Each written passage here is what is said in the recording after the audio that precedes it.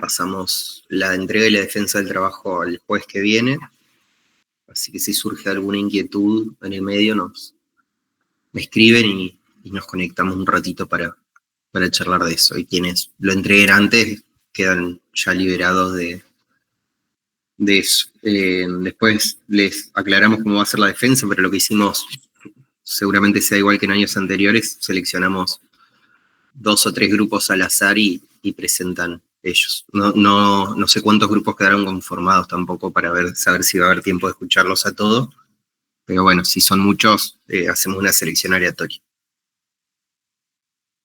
Bien. Repasando. Nosotros venimos de reconocer lo que es una variable aleatoria. Dijimos, bueno, una variable aleatoria es una función que transforma un espacio muestral, ¿se acuerdan? La variable aleatoria es una función que transforma los elementos del espacio muestral, que nosotros definamos en la probabilidad, un número real, ¿no? Y esa variable aleatoria tiene asociada una función de probabilidad. Esa función de probabilidad, si era una variable discreta, le decíamos función de probabilidad puntual. Si era continua, le decíamos función de probabilidad o función de densidad. La discusión que tuvimos la clase pasada fue, bueno, ya reconociendo el concepto de variable aleatoria, de entendiendo cómo se obtiene una probabilidad a partir de las variables aleatorias. ¿Se acuerdan que habíamos dicho, si es discreta, se suman los valores, o sea, se obtienen los valores puntuales de probabilidad de interés, y si interesa un intervalo se suman? Si es continua tenemos que integrar esa ley bajo los límites entre los límites que a nosotros nos interesen. Y vimos algunas particularidades de la función de probabilidad, como la condición de cierre, que es una condición muy importante, que hacía referencia a que la probabilidad del espacio muestral era 1, entonces yo, conociendo una probabilidad, podía obtener su complemento restando a 1 esa probabilidad. Ahora lo vamos a revisar igual cuando veamos los axiomas. Y otro elemento importante que habíamos visto es que todas las funciones de probabilidad tenían asociadas una función de probabilidad acumulada, que la característica de esa función era que sí podía usarla para obtener una probabilidad evaluando esa ley en un punto, ¿no? ¿Cuál era el tema con eso? Que siempre la función de probabilidad acumulada, ¿cierto? Una función de probabilidad me va a dar valores de probabilidad en un intervalo. Por ejemplo, la probabilidad de que X esté, no sé, entre un límite inferior y un límite superior de X, ¿no? Y esa era la función de probabilidad común. Y la función de probabilidad acumulada me iba a dar siempre la función, o sea, la probabilidad obtenida de que X, ¿no? De que X sea menor a un determinado valor. Vamos a ponerle X estrella. Pero bueno, yo por condición de cierre podía obtener, por ejemplo, la probabilidad de que X sea mayor a ese valor de referencia si hacía 1 menos la probabilidad anterior, que era lo que les comenté hace un ratito. ¿Sí?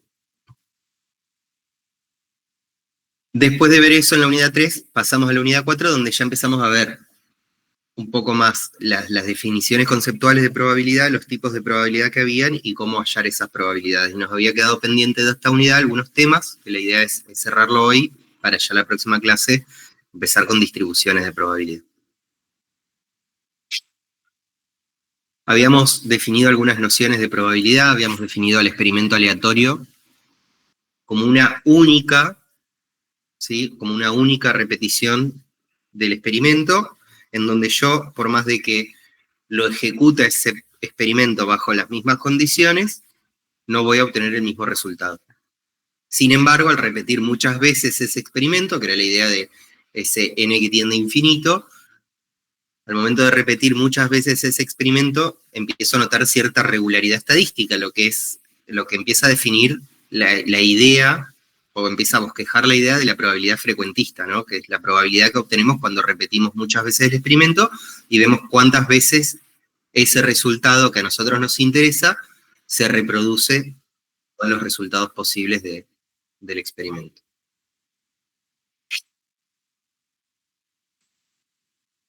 Definimos también al espacio muestral como el conjunto de todos los posibles resultados, es decir, al momento de hacer el experimento yo voy a tener una serie de resultados posibles, los conozco, y esos resultados posibles van a estar definidos en mi espacio muestral, ¿sí? Cada elemento de ese espacio muestral, por ejemplo, arrojar un dado tiene un espacio muestral definido por los naturales entre el 1 y el 6. Cada posible resultado se denomina resultado elemental. Y yo puedo combinar resultados o no, o puedo tomarlos de forma aislada, y a partir de esos resultados posibles puedo definir eventos o sucesos, ¿no? Por ejemplo, podríamos definir un evento A, ¿no es cierto? Si el experimento era lanzar un dado, yo iba a tener un espacio muestral definido entre 1 y 6, y podía definir un evento A, por ejemplo, que es que el resultado sea par, o un evento B, al que podía definir que el resultado sea un 3, ¿no? Cualquiera de las... Yo podía construir los eventos en función de mi interés.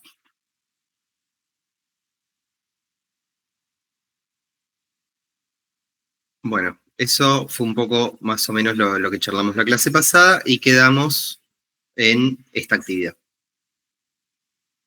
Esperen un segundo. Bien. A ver, esperen un segundo.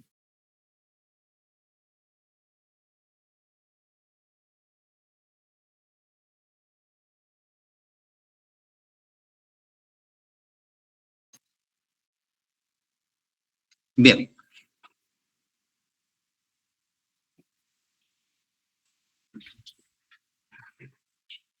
Entonces, la idea de hoy es revisar los eventos de un mismo espacio. Los eventos de un mismo espacio son estos eventos que habíamos construido anteriormente, ¿no? Donde teníamos un espacio muestral S, ¿sí? Que, por ejemplo, volvamos, el experimento de dados es el más sencillo, entonces es muy sencillo para visualizar estas cuestiones, entonces lo usamos mucho. Si el experimento es lanzar un dado y observar el resultado,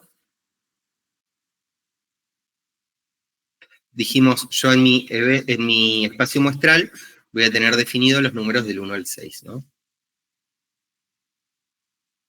¿Sí? Entonces dijimos, bueno, yo puedo pensar en un evento A, ¿sí? Como que el resultado sea 2. ¿Sí? Que le habíamos definido como suceso elemental, porque eran los eventos, o evento elemental, que eran los eventos a los que se le asociaba un solo resultado posible de ese espacio muestral, ¿no? Entonces yo a partir de ahí puedo obtener la probabilidad de A. En este caso, como son equiprobables, puedo obtener la probabilidad de A como la cantidad de veces que se repite A en ese espacio muestral respecto al total de resultados posibles, ¿no? Que en este caso es un sexto. Esto sirve siempre que los resultados sean equiprobables, porque si los resultados no son equiprobables, la probabilidad de cada evento va a variar, y por ende la probabilidad de los elementos de ese espacio muestral van a diferir, y por ende las probabilidades de los eventos también van a verse modificadas. Pero bueno, también podría definir, por ejemplo, ¿no? Un evento B, que es que el resultado sea par,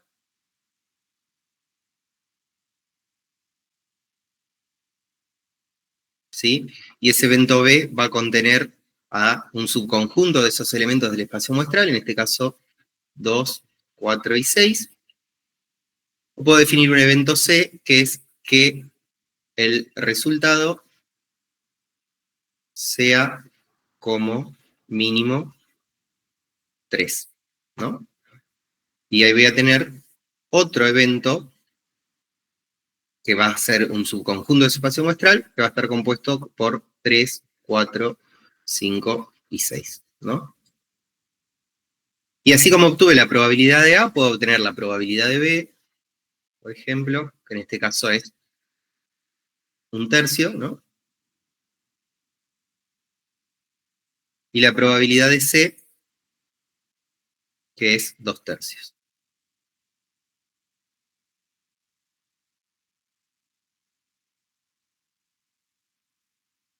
¿Sí? 4 sobre...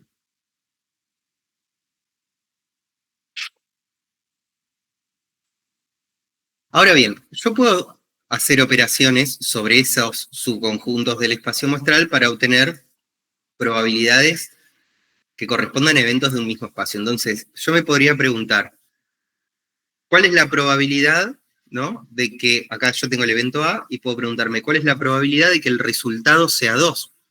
Y ya dije 1/6, ¿no? Entonces,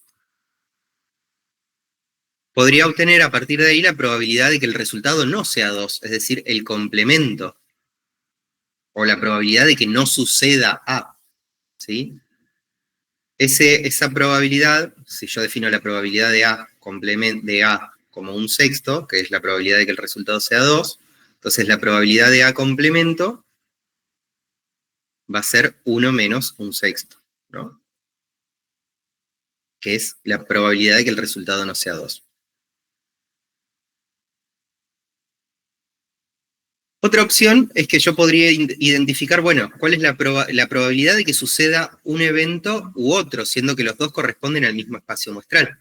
Por ejemplo, la probabilidad de que el resultado sea par, ¿sí?, la probabilidad de que el resultado sea par, o de que el resultado sea 3 o más, ¿sí? Ahora vamos a ver las reglas para calcular eso. Pero ¿cuál sería el espacio muestral de esta probabilidad? Y que salga 2, que salga 3, que salga 4, que salga 5 o que salga 6, ¿no? Porque ambas condiciones cumplen con alguno de los eventos que a mí me interesan. Ahora bien, esto lo que hay que tener en cuenta es que ahí está otra definición, es si estos eventos son o no mutuamente excluyentes. ¿Qué significa que sean mutuamente excluyentes? Que si se cumple uno, no se cumple el otro. Creo que habíamos charlado algo en la clase pasada de eso. Dijimos, si yo tiro una moneda, me va a salir o cara o me va a salir cruz, ¿no? No me van a salir una y a la vez la otra. Entonces la probabilidad, simplemente si yo defino A como que salga cara y B como que salga cruz, la probabilidad de que salga cara o que salga cruz va a ser 1. A veces esos eventos no son mutuamente excluyentes, como en este caso, donde B y C los eventos B y C no son mutuamente excluyentes. ¿Por qué? Porque el 4 y el 6 me pueden salir en función del evento B o en función del evento C. Entonces hay que hacer una pequeña corrección cuando tenemos eventos que no son mutuamente excluyentes. Y otra combinación de eventos de un mismo espacio puede ser la intersección de las probabilidades. Esta es la unión, este es el complemento, y acá tenemos la intersección de las probabilidades. Cuando yo digo la probabilidad de que suceda A y suceda B al mismo tiempo, lo que estoy planteando es, ¿no?, si yo planteo la probabilidad de que suceda A y B, es la probabilidad, mejor lo planteamos acá en los eventos que habíamos definido. Cuando planteo la probabilidad de que se cumpla B y C al mismo tiempo, lo que estoy diciendo es, bueno, la probabilidad de que el resultado sea par y al mismo tiempo sea mayor a 3, ¿sí? Que en este caso tenemos al 4 y al 6, como dos elementos que comparten esos dos elementos que están presentes en ambos eventos, ¿no?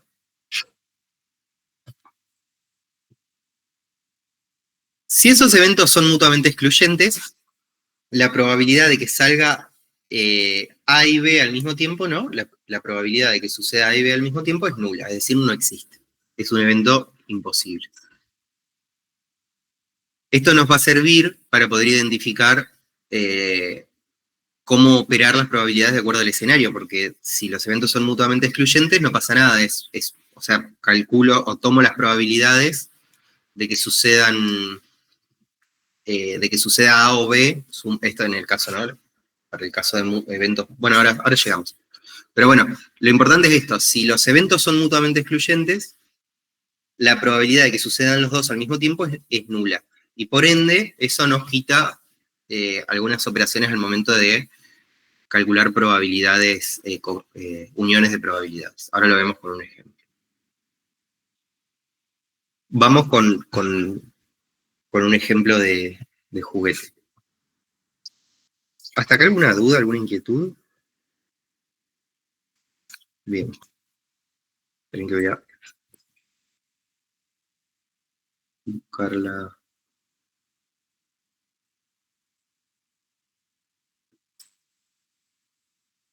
Bien.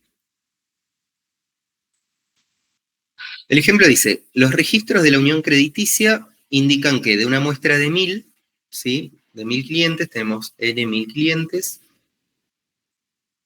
800 tienen cuentas en cheques, 600 tienen caja de ahorro y 500 tienen ambas. ¿Cuál es la probabilidad de que un cliente seleccionado al azar tenga cualquiera de las dos cuentas, ya sea cheque o ahorro? Y pregunta si las conclusiones son exhaustivas. Entonces, nosotros podríamos definir varios eventos acá, ¿no? Digo, el experimento acá es seleccionar un cliente al azar. Ese es el experimento, ¿no? Un cliente y observar qué cuentas tiene,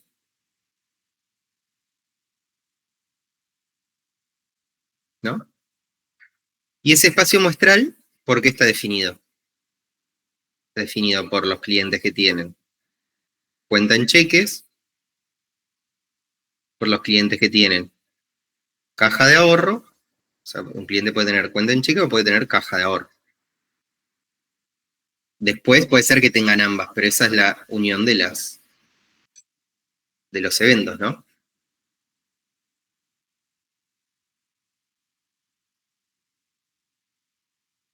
Esperen que me quede pensando.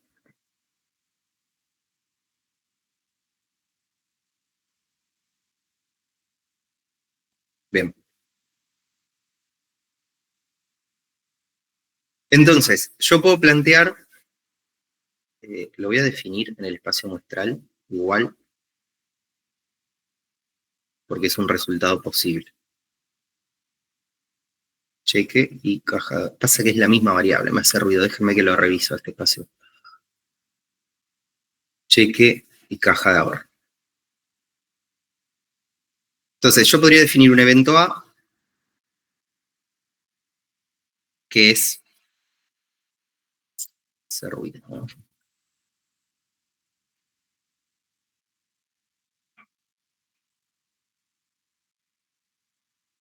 Yo puedo definir un evento A, que es que el cliente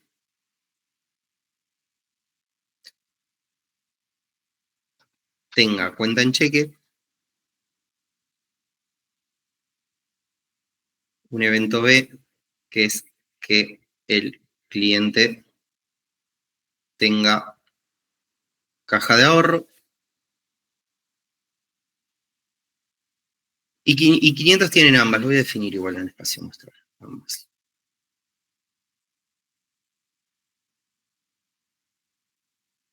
Y puedo definir no lo voy a definir como un evento, sino que puedo pensar en la probabilidad, en que un cliente tenga ambas cuentas como la intersección de ambas, ¿no? Entonces, la intersección de A y B, si yo lo expreso en términos de probabilidad, es la probabilidad de que el cliente, perdón, esta es la unión, de que el cliente tenga cheque y caja de ahorro.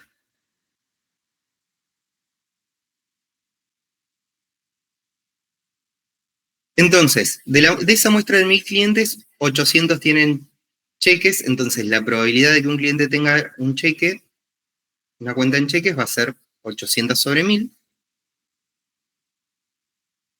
¿Sí?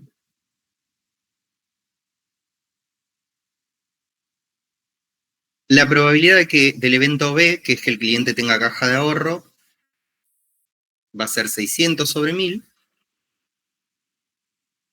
¿Sí?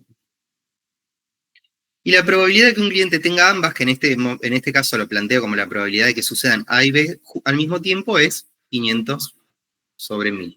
¿Sí? Ahora vamos a ver que ahora el enunciado nos da esa información, pero puede ser que el enunciado no las dé y tengamos que operar nosotros para obtenerlo.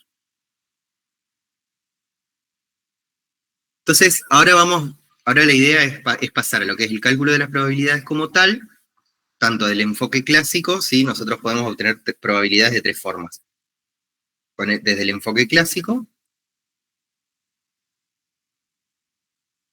¿sí? En ese enfoque los resultados son equiprobables, el ejemplo del lanzamiento del dado, de la moneda balanceada, de una ruleta de un casino, de la tómbola, de lo que sea, ¿sí? Siempre que los eventos sean equiprobables y sean finitos, los elementos de ese espacio muestral sean equiprobables y sean finitos, puedo usar el enfoque clásico. Es lo menos común, pero puedo usar ese enfoque para obtener la probabilidad precisa, ¿no? La probabilidad exacta de que suceda un evento. La otra opción es conociendo la ley de probabilidad, ¿sí?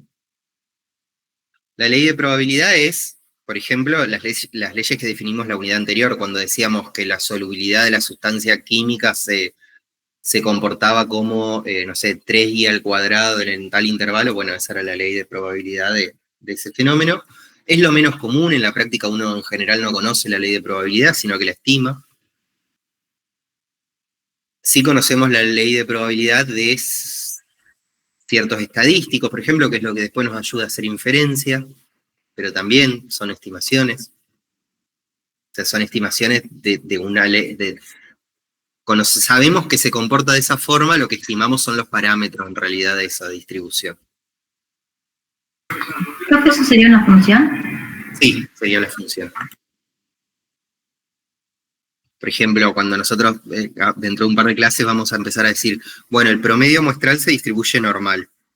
Sabemos que se comporta normalmente, sabemos que la función que define el comportamiento del promedio en la muestra es esa, pero terminamos estimando los parámetros, entonces nunca la conocemos del todo, ¿no?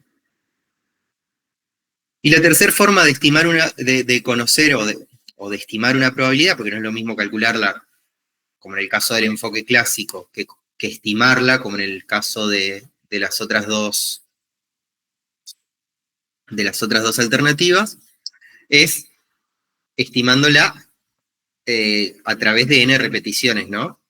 Estimarla por frecuencia relativa.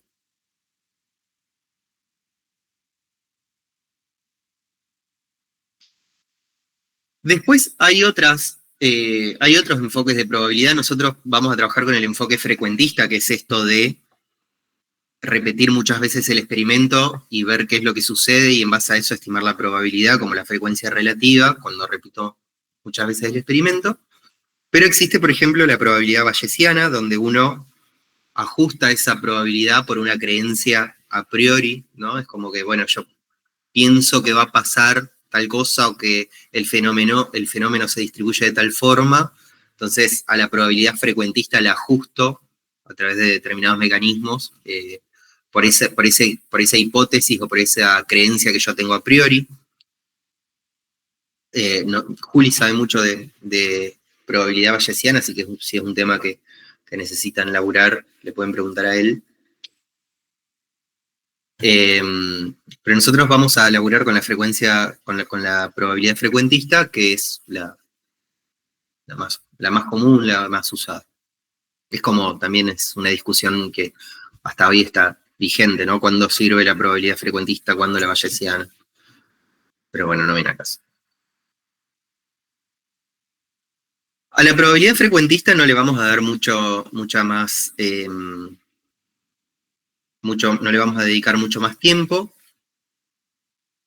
Dijimos, la probabilidad de que suceda algún evento posible de K eventos posibles y elementales, ¿no? La probabilidad de que salga un resultado específico de tantos específicos es básicamente la cantidad de eventos favorables que tengo respecto a ese evento sobre el total de resultados posibles, ¿no? Famoso ejemplo del dado. No vamos a trabajar mucho sobre esta idea de probabilidad. Hay algunos ejercicios interesantes en el apunte si quieren resolverlo a forma de práctica, pero nos vamos a concentrar más en lo que son las probabilidades condicionadas, que es lo que vamos a ver al final. Y pasamos directamente a lo que son los cálculos de las probabilidades, ¿no? Cuando conocemos la ley de probabilidad. Si nosotros conocemos el modelo de probabilidad de una variable, ¿no? Una función de probabilidad puntual o de densidad, sea en el caso discreto o en el caso continuo, ¿sí? Vamos a usar esa ley para conocer la probabilidad en un punto o en un intervalo. Es un poco lo que estuvimos haciendo en la unidad 3, ¿no? Entonces, imaginemos que tenemos la distribución de probabilidad del número de defectos por placa. Para ejercitar un poco la estadística descriptiva, ¿cuál es la población en este ejemplo?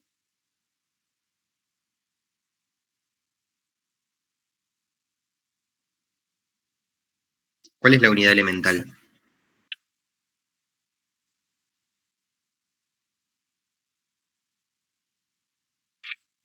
Son todas las placas, ¿no?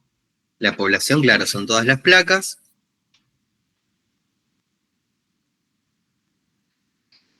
La unidad elemental. El número de placas con defecto. Claro, esa es la variable.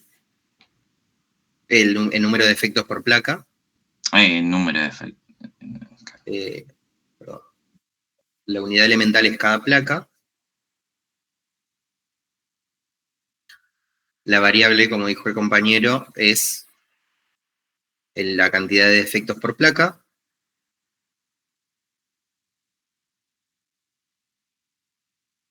Y de ahí aparece, ¿no es cierto?, una función de probabilidad puntual que define que la probabilidad de que x sea 0 es 0,125. Para 1 es 0,3625. 36,3, y así hasta llegar a 0,0125 para x mayor o igual a 5. ¿Sí? Entonces, cuando tenemos estos casos, la forma de obtener la probabilidad va a ser sumando las probabilidades puntuales o acumulando las probabilidades puntuales, ¿no? Entonces, si nos indica cuál es la probabilidad de que haya a lo sumo una falla, lo que estamos preguntando en términos analíticos es cuál es la probabilidad de que x sea menor o igual a 1, ¿verdad? Que habíamos dicho hace un par de clases, es lo mismo que la probabilidad de que x sea igual a 0 más la probabilidad de que x sea igual a 1. En este caso es 0,125 más 0,363. ¿Sí? Vamos con un ejercicio.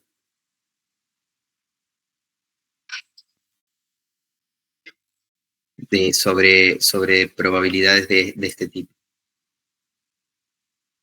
Dice, las probabilidades de que un conmutador telefónico reciba de 0 a 8 llamadas en un determinado periodo de tiempo son respectivamente estas, ¿no? 0,02, 0,08, etc. Nos pide hacer el planteo del problema, nos pide analizar si es probable que el conmutador reciba más de 8 llamadas, nos pide calcular algunas probabilidades e interpretar como proporciones y, después un enunciado de aplicación. Lo primero, ¿cuál es la población y cuál es la variable? ¿Qué les parece? Podemos contestar primero la variable, después la población, lo que les sea más feliz, lo que los haga más feliz. La variable sería la cantidad de llamadas. Bien, la variable es la cantidad de llamadas. La unidad de las llamadas, supongo. Pensémoslo, veámoslo. La población, ¿no son todas las llamadas dentro de una hora? Ah, puede ser eso. Va por ahí. pero la podemos definir con más precisión. ¿Sobre qué observo yo la cantidad? Dentro del horario de atención. Sería. Bien, pero ¿sobre qué unidad del horario de atención? O sea, yo tengo ese conmutador en un horario de atención que está definido por la empresa. Los periodos que dicen. ¿En periodos de cuándo? De una Por hora. hora. De una hora, ¿no? Entonces, mi unidad elemental en realidad es cada hora del horario de atención. Y mi población son todos los intervalos de una hora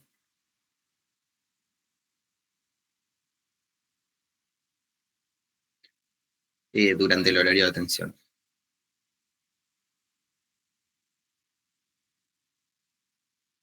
¿Sí?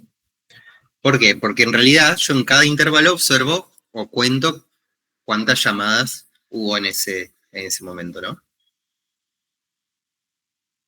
Después vamos a ver que esto se puede modelar con una distribución que se llama Poisson. Entonces, tenemos definida la población, tenemos definida la variable, y después nos dice la B. Analice si es probable que el conmutador reciba más de 8 llamadas en un periodo de una hora seleccionado al azar. O sea, puede ser que sí, pero cuando uno afirma conocer la ley de probabilidad, asume que todos los resultados de ese espacio muestral están definidos, ¿no? Entonces, según eso, ¿qué opinan? ¿Cuál sería la probabilidad existe la probabilidad, mejor dicho, de que el conmutador reciba más de 8 llamadas?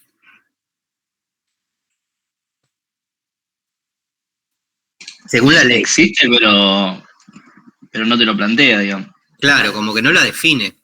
Ujú. Que acá hay algo interesante de probabilidad. O sea, cuando nosotros hablamos de la probabilidad nula y la probabilidad cero, no son lo mismo, ¿no? Porque la probabilidad igual a cero, lo que te dice, bueno, es el evento existe, pero es improbable que ocurra.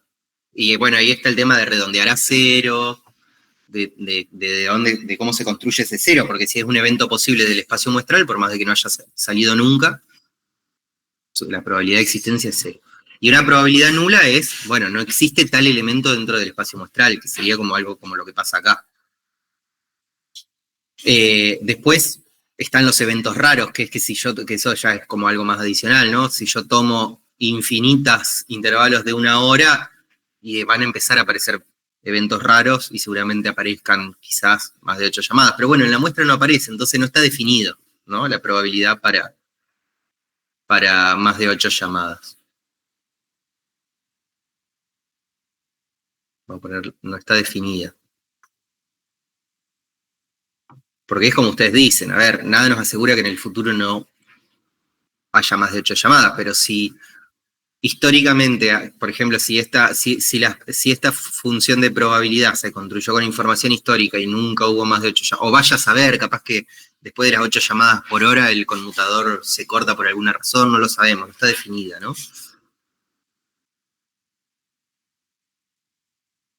O sea, es probable, pero no está definida en la ley. En realidad bajo esta ley no es probable, tampoco. Digo, en la realidad, si nosotros extrapoláramos el problema a un ejemplo real y si el enunciado no lo afirma, no tenemos evidencia para decir que es imposible que haya más de 8 llamadas. Pero bueno, la ley de probabilidad de este enunciado está definida de 0 a 8 llamadas. Entonces, para este caso concreto no está definida, no existe. No puede haber más de 8 llamadas. Claro, hay que verlo en el contexto de la ley, se dice. Claro, hay que Bien. afirmarlo en el contexto del enunciado y de la ley de probabilidad que propone el enunciado. Poner que la probabilidad es cero está mal, entonces. No te lo consideraríamos mal, porque lo usamos de forma indistinta en estas aplicaciones, pero son dos cosas distintas. Son dos cosas distintas. Son dos cosas distintas. Estoy pensando, por ejemplo, la probabilidad. Si yo te pido que elijas un número aleatorio y continuo entre 0 y 1, la probabilidad de que elijas exactamente el número que yo estoy pensando es 0. Porque estoy pensando en el 0,5327,8, por ejemplo. Pero existe, pero es 0. En la infinita cantidad de números que podrías elegir en ese intervalo. Pero existe. Ahora, si yo te digo, elegí un número del 0 al 1, que sea continuo, y vos elegís, o sea, yo asumo que la probabilidad de que elijas 1,5 es nula, o sea, no existe esa probabilidad porque no está en ese espacio muestral que te definí. Ese sería como un ejemplo medio teórico y rebuscado para ver bien la diferencia entre una probabilidad nula y una probabilidad 0. Pero acá lo usamos indistintamente. Por esto que te digo, o sea, a veces las probabilidades 0 son cuestiones de redondeo, cuestiones de infinitud, ¿no? De cómo se calcula la probabilidad respecto a los infinitos eventos posibles. Así que no se preocupen tanto por eso. Bien. Después nos pide que calculemos algunas probabilidades. ¿Cómo harían el planteo de el punto C1?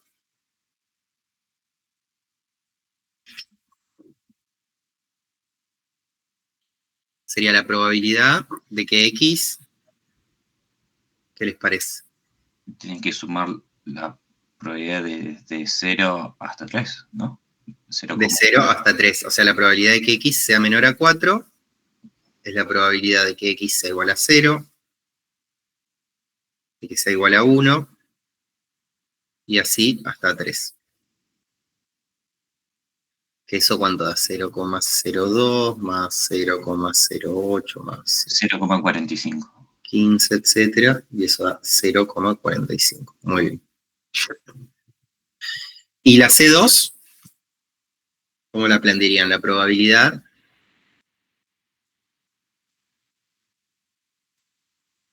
de que X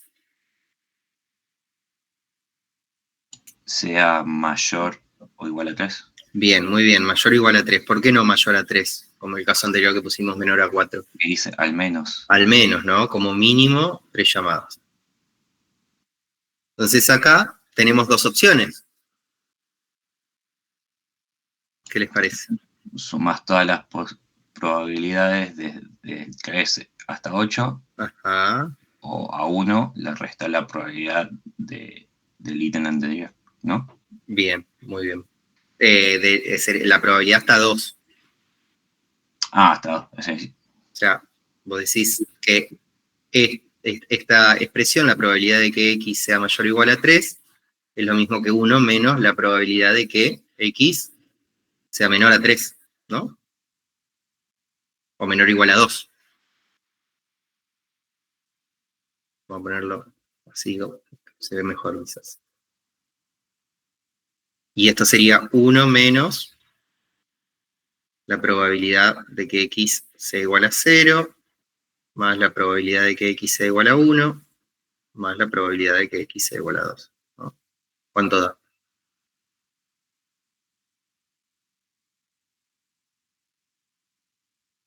Es 0,90, ¿no? No, 0,65. 75, sí. 0,8, 15, 25, 75. Bien. Bien, muy bien. Después nos pide que interpretemos como proporciones cada una de las probabilidades halladas en los ítems anteriores. ¿Se acuerdan la diferencia entre expresar algo como proporción y como probabilidad? Siempre la interpretación como proporción era más intuitiva, pero era distinta a la idea de probabilidad. En su naturaleza, digo, por más de que uno las use coloquialmente de la misma forma. Con el porcentaje era. La expresábamos como porcentaje, ¿no? Es la proporción por 100. Que, Sí. ¿Cómo lo interpretaríamos acá? Porque, y hagamos este ejercicio de diferenciar esa expresión en probabilidad como esa expresión en proporción, ¿no? Vayamos al punto C1, donde decimos, en el C1 decimos, bueno, la probabilidad de que X sea menor a 4 es 0,45. ¿Qué significa eso? ¿Cómo lo interpretaríamos en el contexto del problema? ¿Cuál es el experimento aleatorio acá?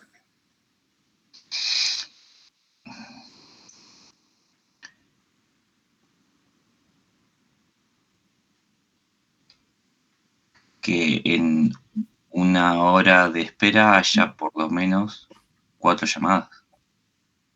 Claro, diríamos que, o sea, el experimento aleatorio acá, ¿cuál es? ¿Cómo definirían el experimento aleatorio? Acuérdense que es una única repetición del ensayo.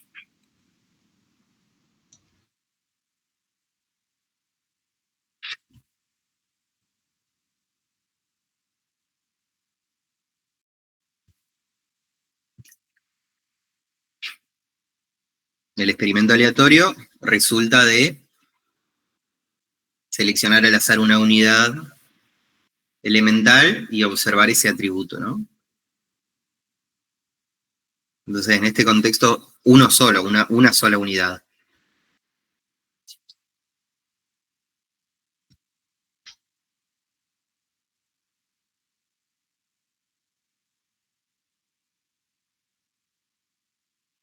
¿Se escucha mucho el sonido del mate? Lo bajo el micrófono, ¿eh? Que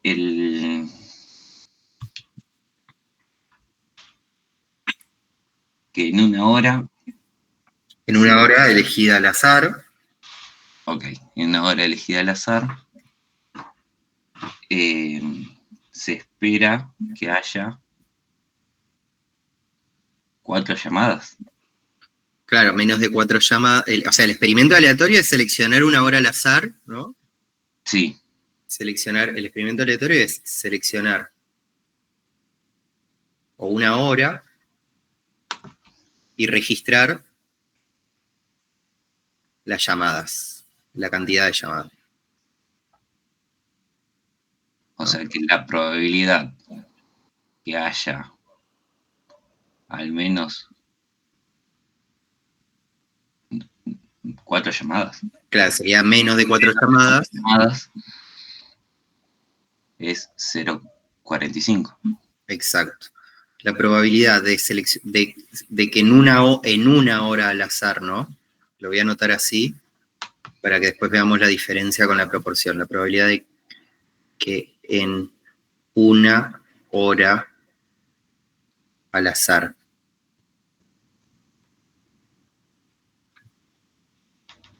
En una hora al azar. ¿Cómo dice? Se reciban. Así lo notamos como está en el enunciado. Menos de 4 llamadas es 0,45. Ok. Eso nosotros que estamos estudiando probabilidad lo entendemos. Ahora bien, quizás expresándolo como proporción o porcentaje, es un poco más intuitivo. ¿Cómo lo expresarían como porcentaje? ¿El 45%? Exacto, en el 45%. ¿De las horas? De todas las horas, exacto, de todos los intervalos. Se reciben al menos 4 llamadas. Menos de 4 llamadas. Exacto. ¿Se ve la diferencia ahí? 45, de todos los intervalos de una hora se reciben... Potato. Sí, un poco sí.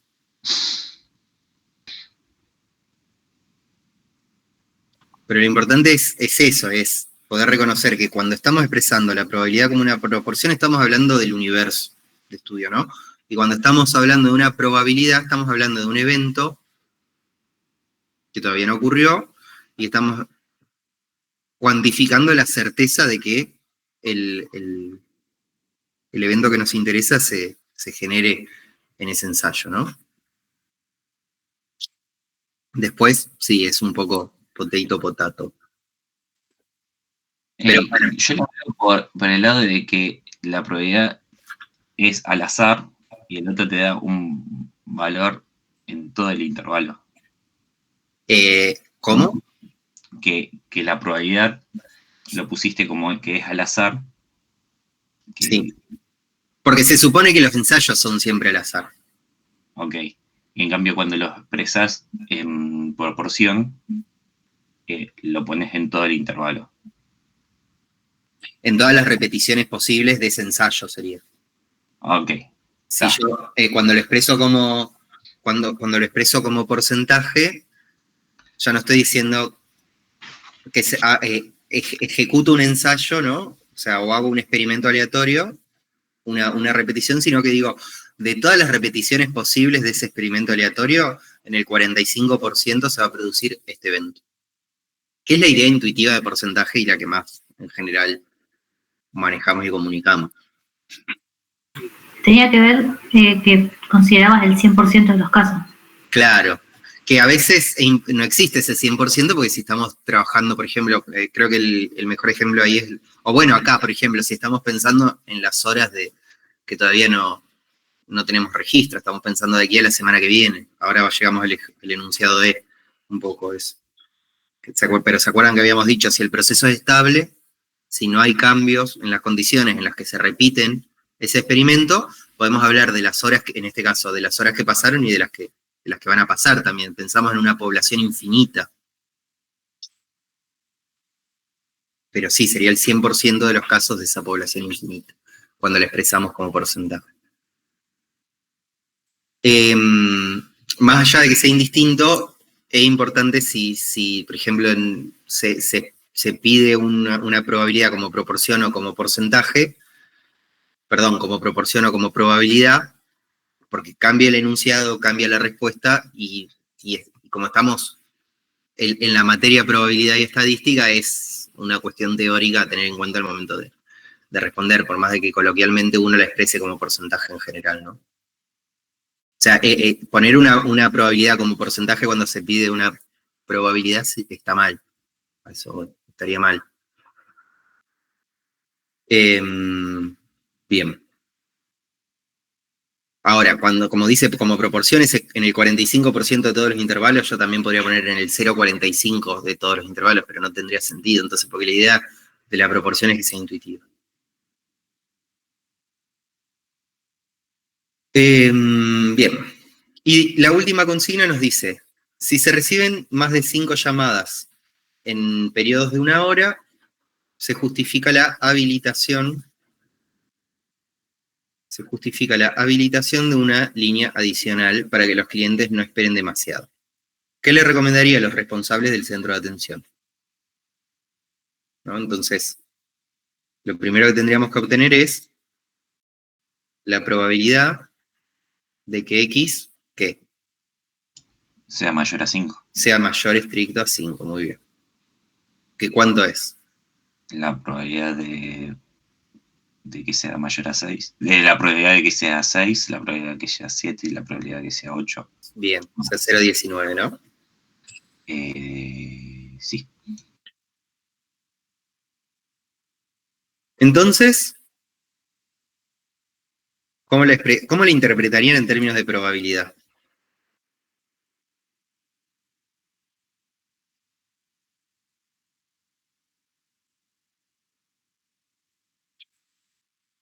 Está media buchoneada la respuesta acá abajo, así que la borro rápido. No. Te iba a decir eso, si no era justo lo de abajo, o sea, sí. pero le cambiaba el porcentaje. Sí, porque es como un cuentito. ¿Cómo la expresarían? ¿Cómo la pensarían? O sea, la probabilidad de que en 1 hora haya más de 5 llamadas. La probabilidad de que 1 hora al azar. Al azar. Sí, porque no sabemos si es la hora siguiente, si es la hora anterior. Yo selecciono una al azar y listo, no importa cuál. Haya más de 5 llamadas es 0,19. Bien. Y alguien les va a preguntar, ¿y eso qué significa? Y ahí lo podemos interpretar en... Capaz que a estas personas se las podemos decir como porcentaje, ¿cómo lo diríamos? Que el 19% de las horas habrá más de 5 llamadas. Entonces, ¿qué opinan? Está simplificado el problema, ¿no? Porque estamos pensando en cantidad de llamadas, pero ¿qué les parece?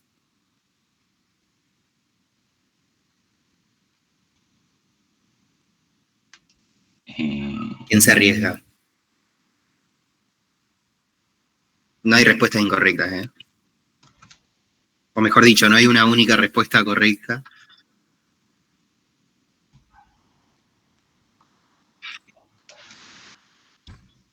Yo evaluaría el costo, o sea, si quieren... Claro, ¿qué quiere decir abrir una línea más, además de eso? ¿Cómo? Te pregunta si se justifica abrir una línea más. Claro. Pero, no sé, capaz que el costo es muy poco, sí. Porque si tus clientes son demasiado importantes, no los puede tener esperando, no sé. Porque... Exacto, sí. Está bien el razonamiento que estás haciendo. Depende del costo de no atender ese 20%, en definitiva. Claro. Pero si nos ¿No sería como el de la lluvia, por ejemplo, y el asado? Que si hay un 80% de probabilidad hacer el asado, y si hay un 20%... o sea, si comés afuera o comés adentro, ¿no sería algo así? Sí, sería algo así, ponele, sí. Pero acá, o sea, acá lo que estamos diciendo es, bueno, en el 20% de las horas va a haber más de 5 llamadas. El enunciado por ahí está bien lo que están planteando y tienen razón que uno tendría que evaluar el costo de no atender esas 5 llamadas. Pero en términos de probabilidad, supongamos que todas las llamadas tienen el mismo costo. Y no se justifica. Es una probabilidad baja, ¿no? De que haya más de 5 llamados. Es como dice la compañera. Puede ser que pase, y de hecho, si uno expresa, si este modelo que nos plantea el enunciado es regular, en el 20% de las llamadas en el futuro va a pasar. Pero es una probabilidad baja, o sea, es una proporción baja para... Después, si se tiene que habilitar la línea o no, es tal cual como dicen ustedes. Depende de los costos. ¿Y cómo responderías vos en un hipotético parcial? En un hipotético parcial pondría que no se justifica la línea nueva, aunque depende de los costos si ustedes se quieren reservar hacer ese disclaimer. Pero la idea es que, o sea, estas son enunciados más para charlar en clase que para examen, no se preocupen por eso. La idea de estos enunciados es que los vayamos resolviendo juntos y que vayamos razonándolos y charlándolos, interactuando. Pero sí, yo estoy de acuerdo, sí, depende del costo de no atender esa llamada. Bien, por eso uno después le agrega costo a todo lo que hace, lo multiplica. Por suerte aprendieron transformaciones lineales y los efectos que tienen sobre los indicadores. Bien, la última forma, ¿no es cierto? Dijimos, bueno, tenemos forma para calcular probabilidad, lo podemos hacer a través de la definición clásica. Si los eventos son equiprobables, podemos hacer calculando las probabilidades. Si conocemos la ley de probabilidad, que es lo que hicimos hace un ratito recién. Y nos queda el enfoque frecuentista, que es el que venimos charlando desde la unidad 3, ¿sí? Que acá ya no calculamos la probabilidad exacta, sino que la estimamos, ¿no? ¿Por qué la estimamos? Porque nunca hacemos infinitas repeticiones de un experimento, hacemos una cantidad finita de repeticiones del experimento, al que denotamos en general como N. Ese experimento aleatorio, en el enunciado anterior, era seleccionar una hora y registrar la cantidad de llamadas. En el ejemplo de las placas era seleccionar una placa al azar y registrar cuántos defectos tenía. Y así, para cada enunciado vamos a tener un ensayo distinto, ¿no?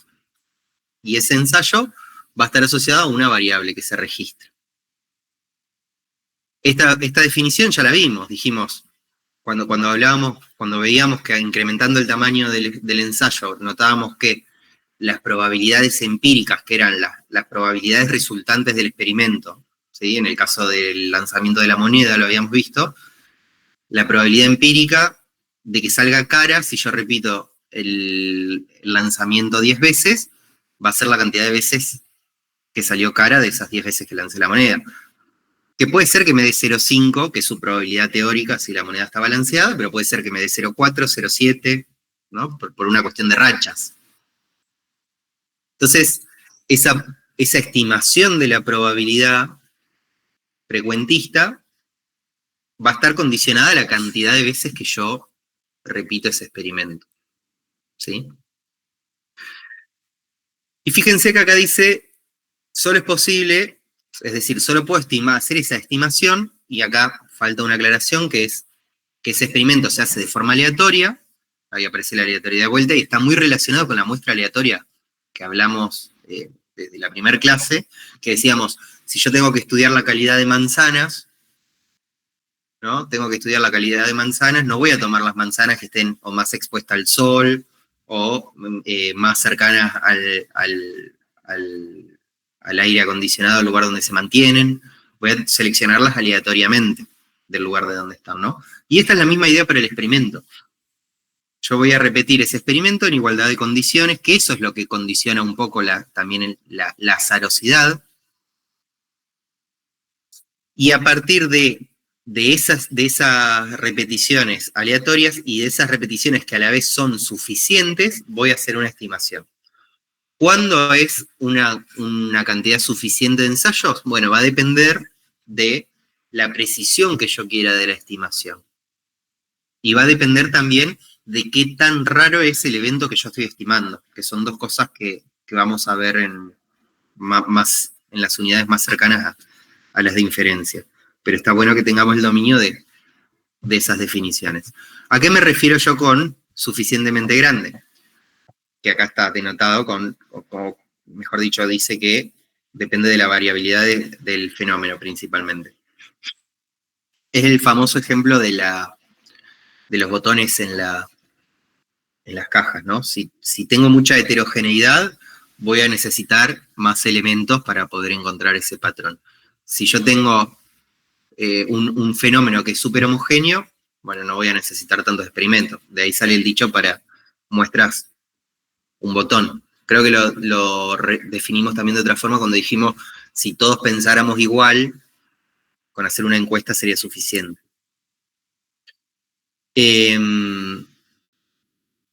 Bien. Y esto de la variabilidad del fenómeno es interesante porque a veces con lo del botón parece que cuanto más botones de un tipo haya en una caja, yo voy a estar más seguro de que una caja pertenece a la de botones blancos o a la de botones negros. Pero en la práctica, cuando uno no sabe cuántos botones hay en la caja y quiere estimar la proporción de botones, ahí necesita un tamaño de muestra muy grande. Imagínense querer estimar la proporción de gente con una enfermedad muy rara. Con una enfermedad de 1 en 1 millón. Y para estimar la proporción que existe, voy a necesitar una muestra tan grande para que aparezca una suficiente cantidad de gente dentro de esa población, ¿no? Entonces ahí la muestra va a ser más grande que para estimar una proporción que en la población está entre 0,40, 0,60, 0,70, 0,80. En definitiva, esa cantidad la va a definir la complejidad del problema. Y esa complejidad del problema está muy atada a la variabilidad del fenómeno, que esa variabilidad puede estar en términos de porcentajes o en términos de la unidad medida de la variable. Bien. Entonces, esta probabilidad yo la voy a definir haciendo muchas realizaciones del experimento y observando cuántas veces se repite el evento de interés. Pero lo importante es que es una estimación, ¿no? Es una estimación. ¿Qué significa eso? Que las probabilidades que nosotros obtengamos calculando las probabilidades desde un enfoque clásico, o sea, conociendo la probabilidad de cada evento y haciendo las operaciones que necesito para mi probabilidad de interés, o cuando calculo las probabilidades en función de la ley de probabilidad, esas probabilidades son definitivas, porque surgen de la probabilidad natural del fenómeno que yo ya conozco y que modelé con una ley. En la práctica, en general, lo que uno hace es estimar esas probabilidades. Y como uno la estima, también habría, para que esa probabilidad sea definitiva, habría que darle un margen de error, ¿no? Que es el que vamos a aprender a construir después. Imagínense este enunciado. Dice que un comitente desea establecer si una ruta recientemente construida cumple con las exigencias de calidad en cuanto a resistencia a la compresión. Se pretende que como máximo el 5% de los puntos de la resistencia sea menor a que 30 megapascales. En una inspección de un gran número, ya nos dice que es suficiente, de un gran número de puntos de ese tramo, se encontraron 40 en los cuales la resistencia es menor. Estime la probabilidad de que la ruta cumpla las exigencias de calidad impuestas. Entonces, nosotros, en realidad acá tenemos, ¿no es cierto?, una población que es toda la ruta.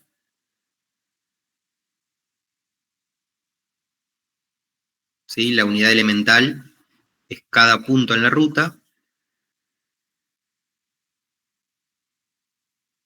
¿Sí? Y yo tengo, o sea, puedo definir un experimento aleatorio, tengo una variable, mejor dicho, una variable X, que es resistencia a la compresión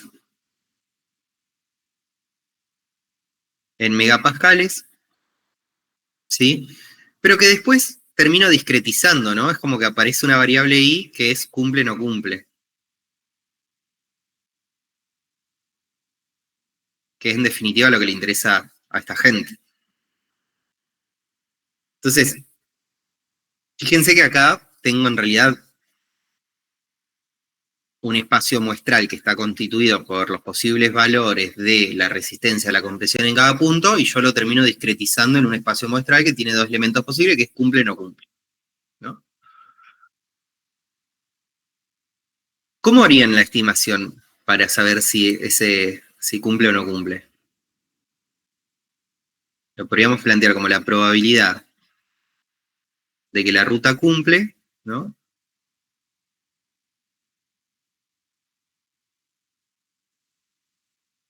Hicimos algo parecido con lo de los cheques.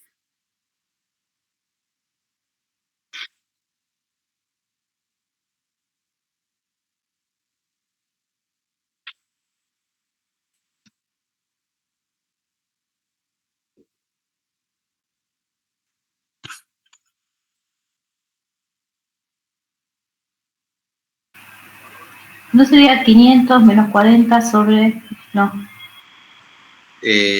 Más fácil. sobre 100 sería.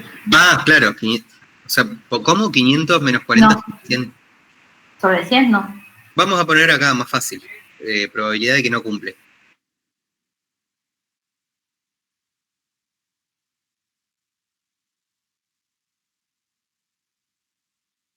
Ah, 40 sobre 500. 40 sobre 500, ¿no?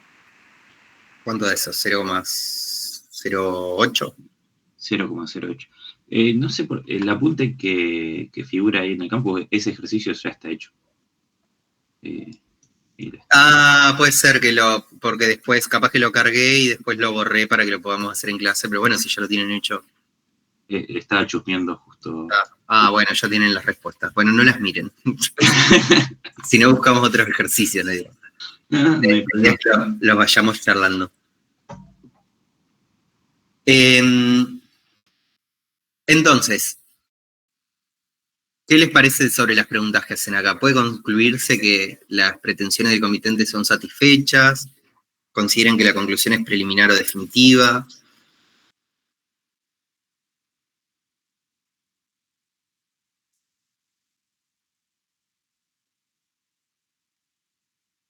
satisfecha, definitiva. Vos decís que las pretensiones se cumplen y que son conclusiones definitivas. Sí. Bueno. ¿Por qué?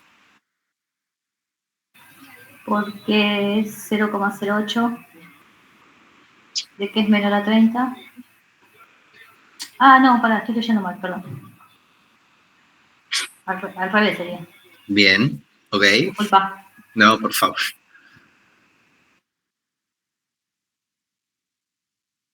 Jamás pidan disculpas por equivocarse en... No, pero bueno, fue un error de lectura, una distracción de lectura. Vos sabés que son los errores más comunes, eso, así que no. Los tenemos todos. Entonces, tenemos confirmado que no cumple las exigencias. ¿Y será preliminar o definitiva? Pensemos que primero no es equiprobable el hecho de que cumpla o que no cumpla. Porque no hay un mecanismo detrás de la ruta que hace que los eventos de que cumpla o no cumpla sean equiprobables. No es un 50-50, digamos. Después, pensemos en que en ningún momento el enunciado nos está diciendo se conoce que la distribución de la resistencia a lo largo de esa ruta sigue la siguiente ley de probabilidad. O sea que tampoco hay una función que describa cómo se comporta la resistencia dentro de esa ruta. Que sea súper robusta y que esté recontraconfirmado que se comporta así. Entonces lo que hicimos fue un experimento, tomamos una muestra y hicimos como una estimación de una proporción, ¿no?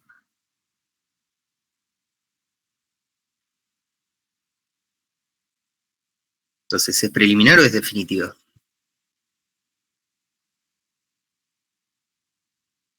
¿Ponen las manos en el fuego?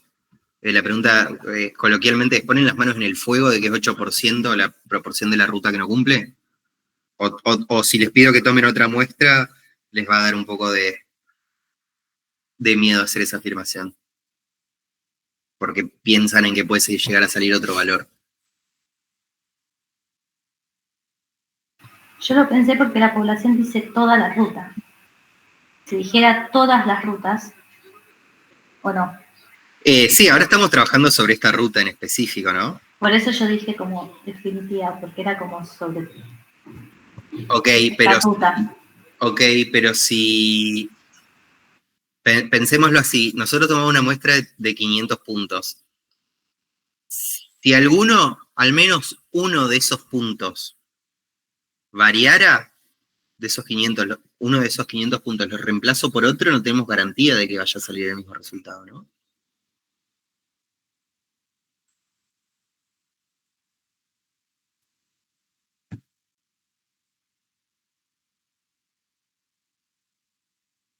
Pero al decir gran número, ¿Cómo? al decir gran, bueno, igual es preliminar. Porque no me estás aceptando que sea definitiva. Por descarte. No, Pero no, puede ser que al sea decir definitiva. gran número, Puede ser que sea definitiva y que yo te esté pinchando para jugando con mi mente. jugar. Yo quiero que me digas si estás segura.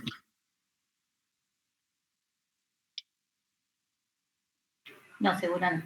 Las manos en el fuego no, eso sí. Bueno, ahí está, estás segura. Listo. Entonces, definitivamente es 8%.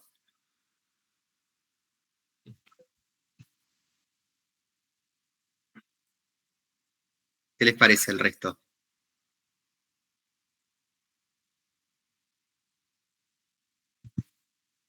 Hay que hacer una inferencia, ¿no? No hay Claro. que, para que sea definitiva. Claro, o sea, es una conclusión preliminar.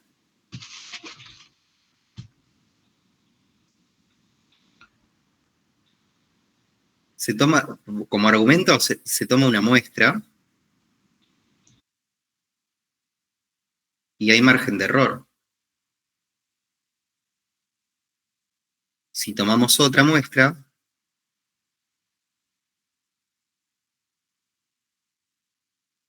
nos va a dar otro valor, muy posiblemente.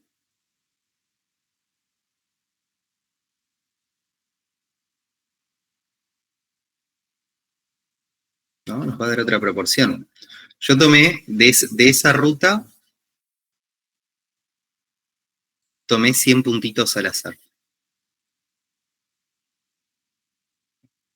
¿Sí? Y en cada uno medí la resistencia. Ahora bien, si yo en vez de haber tomado esos puntitos rojos, hubiese tomado alguno de los puntitos amarillos, ese 0,08 hubiese cambiado, ¿no? Entonces, la conclusión es sobre la muestra que tomé, este 0,08. Para yo poder construir una conclusión definitiva, y siempre y cuando el diseño metodológico del experimento sea válido, esto de seleccionarlo al azar, de tener una muestra lo suficientemente grande, como dijo el compañero, yo tendría que hacer inferencias sobre esa proporción, ¿no? Tendría que estimar un margen de error sobre ese parámetro, sobre ese indicador. Entonces, ahí ya no diría, bueno, es 0,08, diría, puede estar, ¿no es cierto? Este es el límite. Hago una consulta. ¿Y cómo sé que ese número de 500 es mucho, poco, está bien? Tiene que ver con el tamaño de la población. O sea, si la ruta, no sé... Tiene que ver con el tamaño de la población, sí. Una cuadra. La ruta es la más cortita del mundo. Sí. Y para mí los 500 puntos es un montón. ¿Me entendés a lo que voy? Sí. En realidad depende del tamaño de la población, que es como decir, bueno, quizás de una ruta cortita uno podría sacar 500 puntos tranquilamente, digamos. Porque son...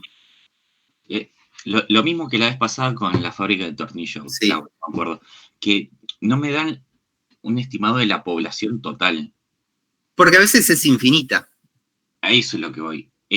Entonces, la muestra de cosas infinitas, ¿cómo saco que es poco, mucho? Porque depende de la variabilidad.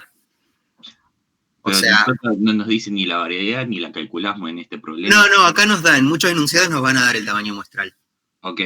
Pero puede ser, pero en realidad el tamaño muestral depende de 3 cosas. Es un tema súper interesante que vamos a ver un poco más adelante, pero ya se los adelanto. El tamaño de la muestra depende de la variabilidad, ¿sí? Y de 2 conceptos que vamos a ver más adelante, que son, uno, el margen de error admisible. Margen de error admisible. No es lo mismo si yo estoy dispuesto a equivocarme en un 1% acá, o a equivocarme en un 2%, o a equivocarme en un 3%, ¿no? Cuanto más precisión o margen de error claro, yo esté dispuesto a asumir, más laxa va a ser la muestra, más chica va a ser. Y del otro que depende es del nivel de confianza con el que yo quiero la estimación. Que es un concepto un poco más abstracto, pero ahora se lo cuento, la idea del nivel de confianza está relacionada, bueno, si yo extrajera 1000 muestras de 500 puntos, le tengo que pegar en el 95%, por ejemplo, al parámetro. Y eso también me va a condicionar el tamaño de la muestra. Cuando las muestras, incluso en general, las muestras para poblaciones infinitas son menos exigentes que las muestras para poblaciones finitas, porque cuando tengo poblaciones finitas, el muestreo no es con reposición. O sea, si yo tengo 2 unidades, si yo tengo una muestra, por ejemplo, de 5 unidades, y saco una, o sea, la probabilidad de elegir una unidad al azar, acá en este caso, es 1/5. ¿Qué pasa en las poblaciones finitas? Cuando yo elegí la primera unidad, la probabilidad de las siguientes cambia. Y acá la probabilidad de elegir la segunda unidad ya es 1/4. 1/4, claro. Y así van a ir cambiando. Entonces, eso me provoca la necesidad de hacer algunos ajustes en el tamaño muestral, que en general son más, o sea, es más el tamaño muestral es más necesario,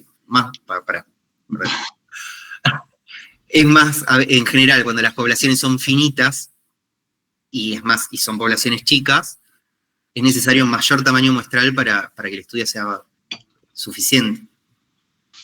En las poblaciones infinitas, como la población es infinita, las unidades son infinitas y por ende las probabilidades de seleccionar al azar determinadas unidades no modifican las de seleccionar las próximas. Es como si yo seleccionara una pelotita de una bolsa, registrara su dato y la volviera a tirar en la bolsa.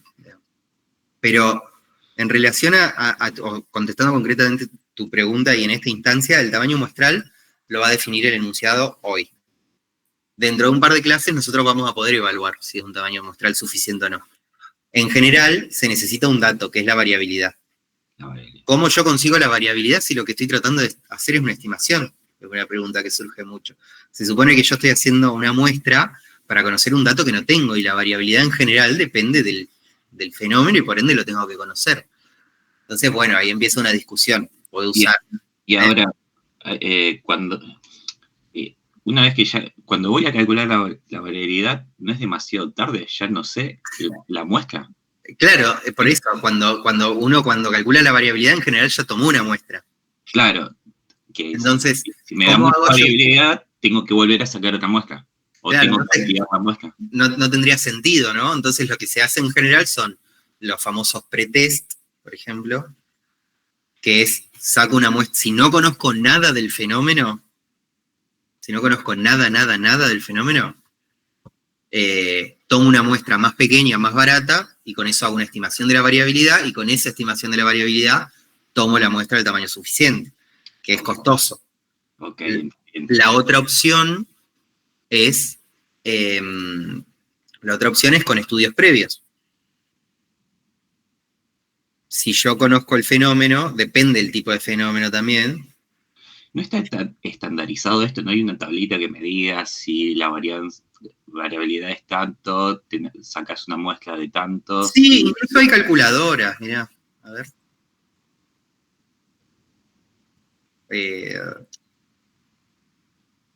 Mira, ok. Hay calculadoras que te dicen, yo no confío en o sea, la verdad es que a chequear la validez de la calculadora, esta de SurveyMonkey debe estar bien, habría que revisar a mano, pero fíjate que te pide 3 cosas: el tamaño de la población, sí, el nivel de confianza y el margen de error admisible. Y en base a eso te da el tamaño muestral suficiente para poder hacer una estimación de acuerdo a lo que vos le planteás.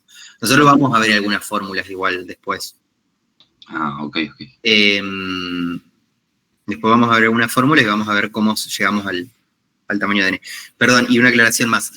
La variabilidad en los porcentajes es más tranqui, porque el peor escenario es el escenario más conservador, que es cuando vos decís, bueno, la variabilidad es 50-50, o sea, tengo 50% de que salga bien, 50% de que salga mal. Y eso te aumenta el tamaño de la muestra. Entonces ese sería el escenario más conservador si yo no conozco nada del fenómeno. Okay. Pero en general uno se enmarca o en estudios previos hechos por uno mismo, o en estudios previos hechos por otras personas en otros momentos. Por ejemplo, no sé, una encuesta electoral, vos sabés que no va a haber más diferencias, que las diferencias hoy van a estar entre el 45 y el 50% para un candidato. Entonces usás esa información, aunque en general, si no la conocés, tomás el escenario más conservador y decís, bueno, la mitad de que salga bien, la mitad de que salga mal, digamos. Y eso te infla el tamaño muestral, pero bueno, es parte de no tener información eso también. No sé si quedó alguna inquietud más. Es interesantísimo lo del tamaño muestral, porque aparte depende del tipo de investigación que vas a hacer, del diseño muestral que quieras usar. No es lo mismo hacer una estimación de una sola variable como estamos haciendo nosotros, que hacer una regresión o estimar una correlación donde ya tengo 2 variables, ¿no? Cuanto más parámetros quiera estimar, más tamaño muestral voy a necesitar. Esa es como y lo mismo con la variabilidad. Cuanta más variabilidad tenga, más tamaño muestral voy a necesitar. Y cuanto más precisa quiero que sea esa estimación, más tamaño de muestra voy a necesitar. Y siempre lo que calculamos es un mínimo tamaño muestral necesario. De ahí para arriba, mejor. Lo que hacemos es calcular una cota mínima para que mi estimación tenga el margen de error que yo necesito y el nivel de confianza que yo necesito.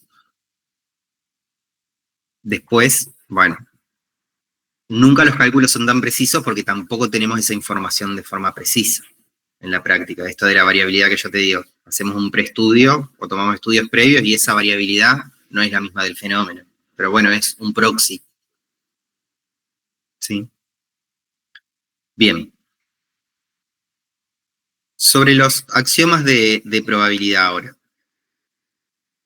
O no sé si hay alguna otra inquietud o comentario.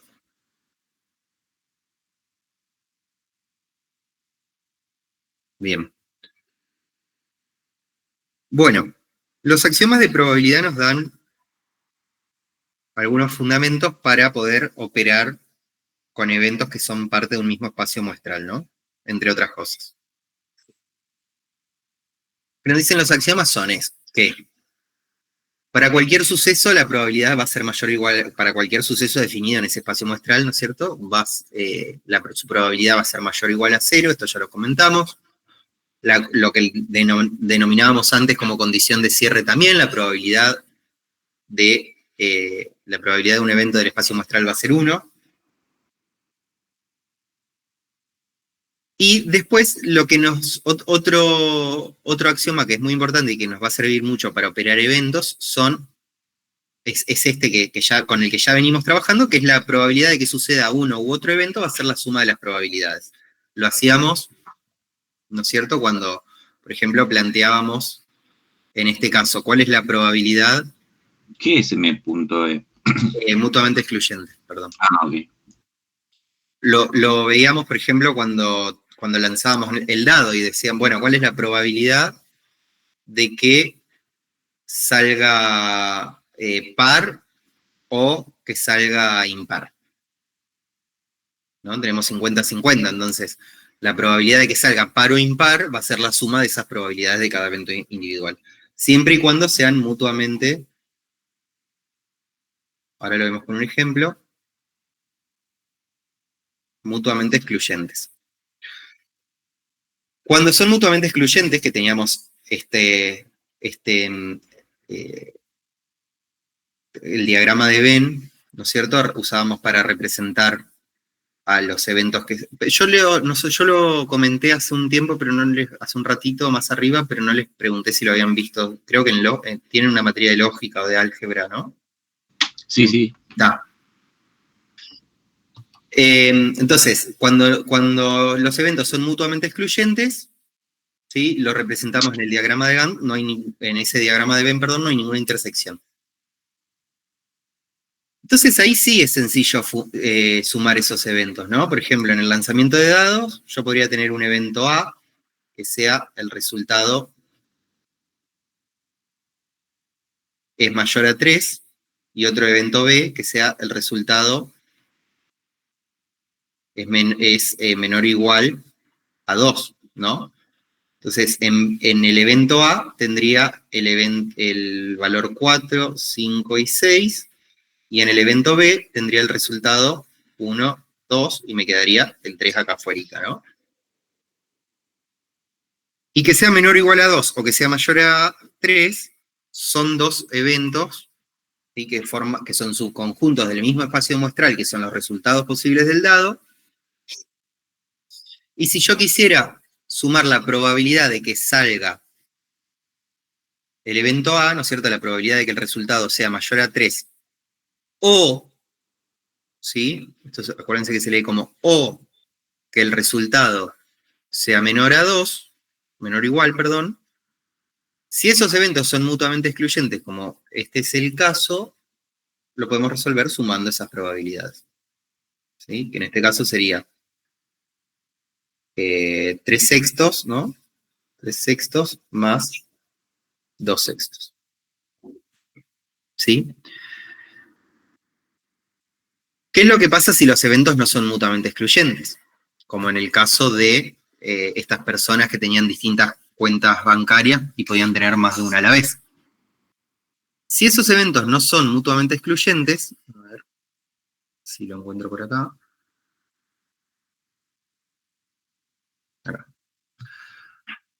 Si esos eventos no son mutuamente excluyentes, va a pasar algo al momento de sumar esos eventos, que es que voy a estar duplicando la probabilidad de esa intersección, ¿no? Porque, pensémoslo así. Esto sirve, nosotros lo vemos para 2 eventos, pero aplica para 3, para 4, para la cantidad de eventos que sean. Pasa que uno se tiene que poner a descomponer las partecitas. Yo tengo, de una muestra de 1000 clientes, supongamos que son los infinitos clientes, tengo una cierta cantidad que tiene, a los que le vamos a decir el evento C de cheque, tienen cuenta en cheques, ¿no? Lo anoto para... Tienen cuenta en cheques, ¿no?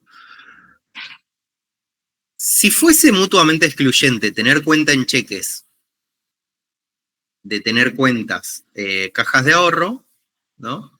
Entonces yo la probabilidad de que tenga cheque o tenga caja de ahorro, la podría calcular sumando la probabilidad de que tenga una cuenta en cheque más la probabilidad de que tenga una caja de ahorro. ¿Sí? Pero ¿qué pasa? En este caso, hay clientes que tienen ambas tipos de cuentas, es decir, no son eventos mutuamente excluyentes tener un cheque y una caja de ahorro, ¿no? Entonces, cuando estoy sumando esas probabilidades, lo que estoy haciendo es decir, bueno, tomo a todos estos clientes que tienen cheques, ¿sí? Tomo a todos estos clientes que tienen cheques y tomo a todos estos clientes que tienen caja de ahorro. Y fíjense que vuelvo a pintar la intersección, ¿no? Entonces, esa intersección la estoy contando 2 veces. La estoy contando para los clientes que tienen cheques como para los clientes que tienen caja de ahorro. Por ende, cuando los eventos no son mutuamente excluyentes, lo que tengo que hacer es restarle la probabilidad de la intersección. La probabilidad de que sucedan A y B al mismo tiempo. Porque ya la estoy contabilizando en parte al momento de calcular cada una de las probabilidades de los eventos anteriores, ¿no? Veámoslo con este ejemplo. Decíamos, la probabilidad de que tenga cheques es de 0,8, ¿no? La probabilidad de que tenga caja de ahorro es de 0,6, ¿no? Entonces, la probabilidad de que tenga cheque o tenga caja de ahorro, siguiendo el axioma de probabilidad, sería la probabilidad de que tenga cheque más la probabilidad de que tenga caja, ¿no? Y eso nos daría ¿cuánto? 1,2, ¿no? No, 0,4. ¿Y eso es un valor posible de probabilidad?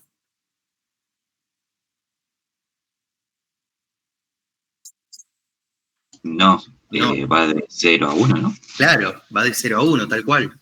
Entonces ahí ya estamos viendo que hay algo que está fallando en el cálculo.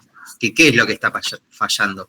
Y que hay un montón de clientes que tienen los 2 tipos de cuentas. Es decir, tenemos la probabilidad de que el cliente tenga cheque y caja al mismo tiempo. Y caja de ahorro al mismo tiempo, ¿no? Que es 0,5. Entonces yo tomo a los clientes que tienen cheque, tomo a los clientes que tienen cajas y le resto a los clientes que tienen ambas, porque ya las tengo contempladas en la totalidad de las otros 2, ¿no? Entonces acá la probabilidad de que tenga cheque y caja,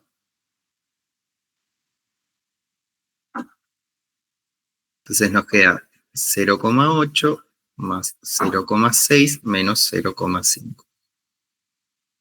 Y esto nos da 0,9, ¿no?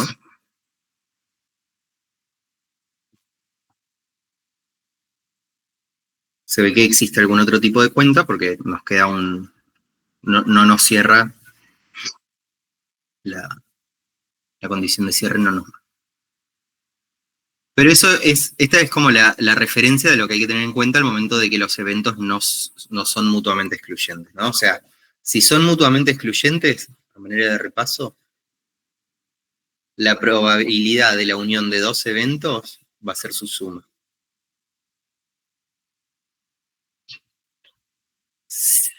Si no son mutuamente excluyentes, la probabilidad de la unión de esos eventos va a ser la suma, pero como va a haber una intersección ahí jodiendo, le tengo que restar la intersección, o la probabilidad de que se produzcan los dos al mismo tiempo, ¿no? O sea, la probabilidad de A unión B es la probabilidad de que suceda A, la probabilidad de que suceda B o ambos. Como ese o ambos, yo ya lo estoy contabilizando acá, lo tengo que restar si esa probabilidad conjunta existe. En el caso de la unión de los eventos cuando son mutuamente excluyentes, dijimos, esa intersección es nula, no existe. Entonces no hay que restarle nada. Bien. Vamos con un ejercicio como para poner esto en juego. Ah, bueno, lo último teórico de esta unidad. Porque después seguiría teorema de la probabilidad total y teorema de Bayes, pero no viene al caso. Quizás me lo voy a anotar porque quizás no podemos charlar la clase que viene. Porque son dos cosas que se usan mucho en y Bayes. Bien. La última probabilidad, la última operación con probabilidad que vamos a ver tiene que ver con la probabilidad de dos eventos que pueden o no condicionarse entre ellos, ¿no? Que ahí les dije la respuesta a una pregunta que les voy a hacer en breve para que se olviden de la respuesta, porque si se la pregunto ahora se van a dar cuenta. A veces puede pasar que el hecho de que se produzca un evento condicione la ocurrencia del otro, que es un poco lo que hablábamos hoy, creo, Hugo, con vos, del tema de si es una población finita, si es una población infinita. Si yo tengo un mazo de cartas, la probabilidad de que salga el 7 de basto en el primer lance, en una selección azarosa, ¿cuánto es? Y 1 sobre la cantidad de cartas del mazo. Sí, que son 40. ¿Cuántas? No sé, creo que son como 50, ¿no? Sí, ya está. Ponele 50. Nunca aprendí a jugar el truco. Sí. No. Claro, a medida que vas sacando cartas, el denominador va bajando porque la cantidad de cartas claro, ¿no? que vas a sacar es decir, supongamos que hagamos el ejercicio más simple. Supongamos que tenemos 50 cartas, partimos de 50 cartas.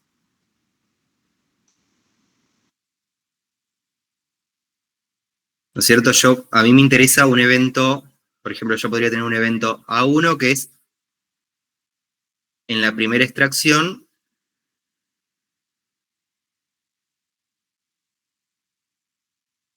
En la primera extracción resulta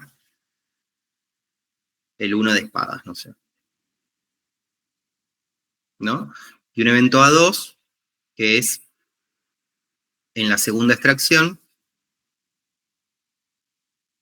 perdón el mamarracho, extracción, resulta el 1 de espadas. O sea, definí dos eventos, pero la diferencia entre ellos está en el orden en el que yo extraigo las cartas, ¿no? Entonces, la probabilidad, ¿no?, de A1 es 1 sobre 50. Ahora bien, ¿qué puede pasar? Me dan el mazo de cartas, agarro una carta al azar, y puede ser que salga, se cumpla con esa probabilidad, se cumpla A1, o puede ser que no se cumpla. ¿No? Se cumple A1 con una probabilidad de 1 sobre 50 y no se cumple A1 con una probabilidad de 49 sobre 50. Lo mismo que el asado, puede ser que tengamos suerte. Ahora bien, la probabilidad de A2, ¿sí? La probabilidad de A2 va a estar condicionada a lo que pasó en A1, ¿no? Si se cumple A1, la probabilidad de A2 no existe. de 0, claro. Claro, o es 0, supongamos que como prefieran definirlo.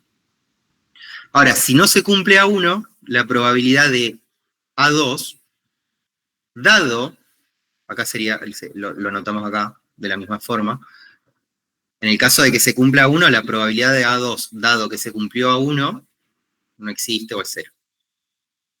Si no se cumple el primer evento, o sea que sacó el primero de espadas en la primera extracción, la probabilidad de A2, dado que no sucedió a 1, ¿no es cierto? Dado a 1 complemento, va a ser 1 sobre 49, no va a ser 1 sobre 50, es decir, va a cambiar, va a verse modificada.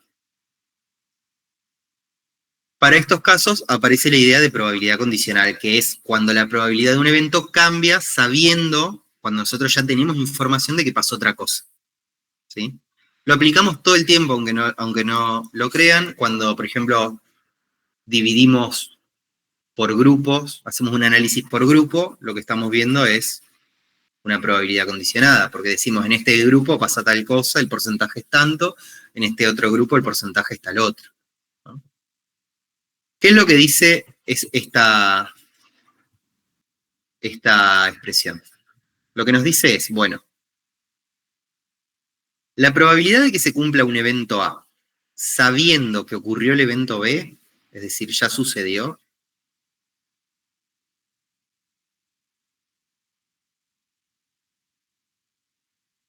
va a ser igual a la probabilidad de que se cumplan ambos eventos al mismo tiempo, dividido la probabilidad de que se cumpla el evento B. Es decir, restringimos ese espacio muestral solo a B, ¿no es cierto? Ya sabemos que pasó esto, entonces el espacio muestral se achica.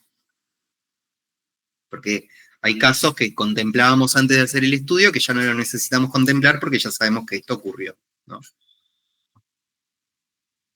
Entonces, ¿qué se desprende de esta idea?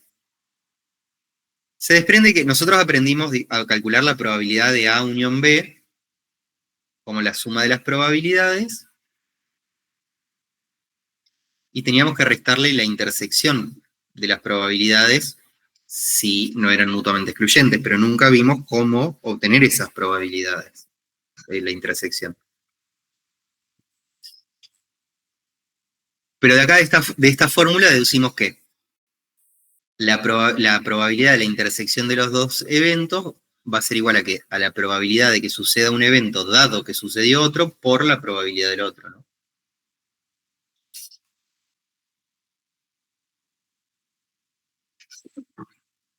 Y acá aparece una idea que es importante, que es la idea de independencia. ¿Qué les parece? ¿A qué se refiere cuando dos eventos son independientes?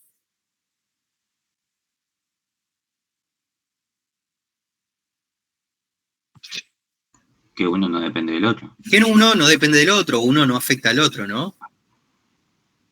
Entonces, de ahí sale la idea de que si son eventos independientes,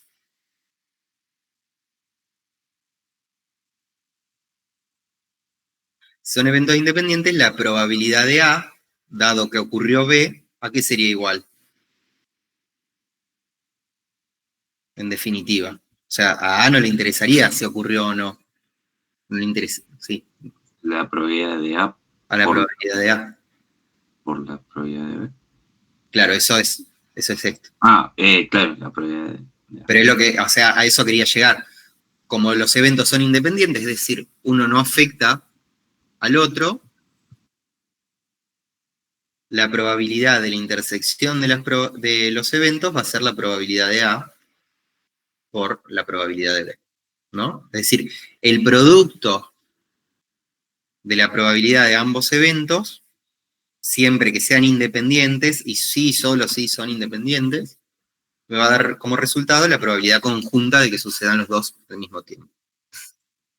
Si no son independientes, bueno, hay que hacer un trabajo más engorroso de calcular la probabilidad de A dado que ocurrió B, multiplicarlo por la probabilidad de B, y acá tenemos dos eventos, pero uno podría pensar la probabilidad de que ocurra A y B y C al mismo tiempo, entonces tenemos la probabilidad de que ocurra A dado que ocurrió B y C, y bueno, y haciendo todo el vericueto. Pero nos vamos a quedar con esta idea, y lo vamos a aprender a calcular con tablas de contingencia, ¿sí? Que es este ejemplo. Y ya con esto cerramos la unidad de probabilidad. Después tengo otro ejercicio para cuando repasemos. Fíjense que acá les aclaro que la dependencia de dos variables se manifiesta, ¿no? Se manifiesta cuando un suceso, ¿sí?, es más probable de ocurrir bajo un evento de la otra, o sea, un suceso es más probable de ocurrir si ocurrió otro, ¿sí? Piensen, por ejemplo, acá hay un ejemplo de países y contenedores con contrabando, ¿no?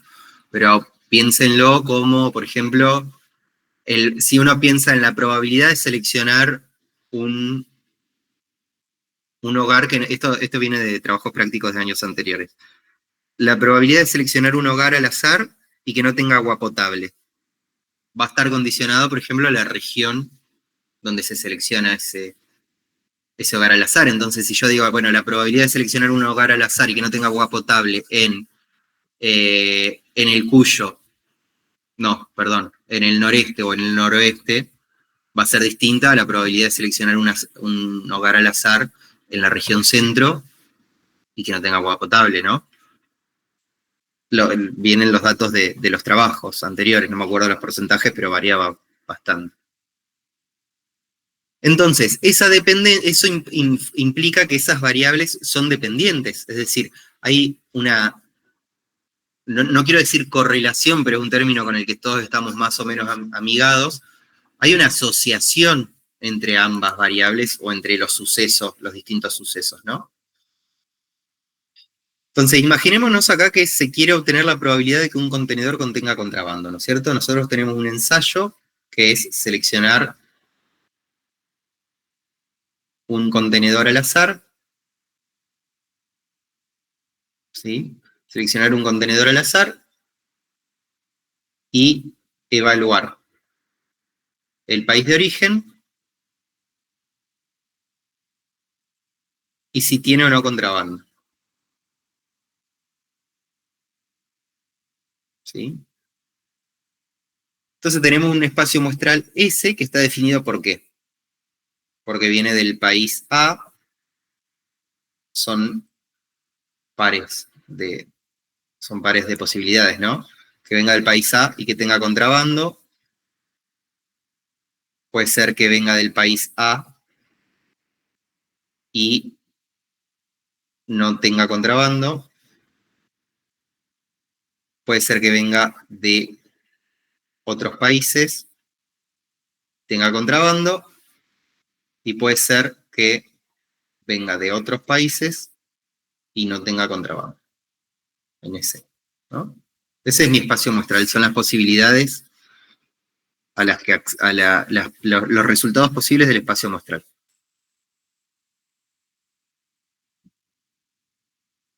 Si esto fuese equiprobable, sería un poco más sencillo de calcular. Si tuviésemos la ley de probabilidad de este fenómeno que involucra más de una variable, lo cargamos a un software y calculamos la probabilidad enseguida o la sumamos a mano. Pero acá no, entonces, ¿qué tuvimos que hacer? Hacer un experimento, tomar una muestra. Tomar una muestra de contenedores, se toman 133 contenedores,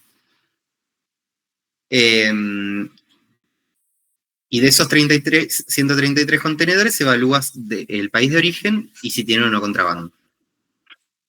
Que acá pensándolo en términos de tamaño muestral, por ejemplo, para este tipo de estudios, donde me interesa hacer estimaciones, por ejemplo, de eventos que toman múltiples categorías, acá tengo una tabla de 2×2, por ejemplo, yo al menos no conozco una fórmula de tamaño muestral.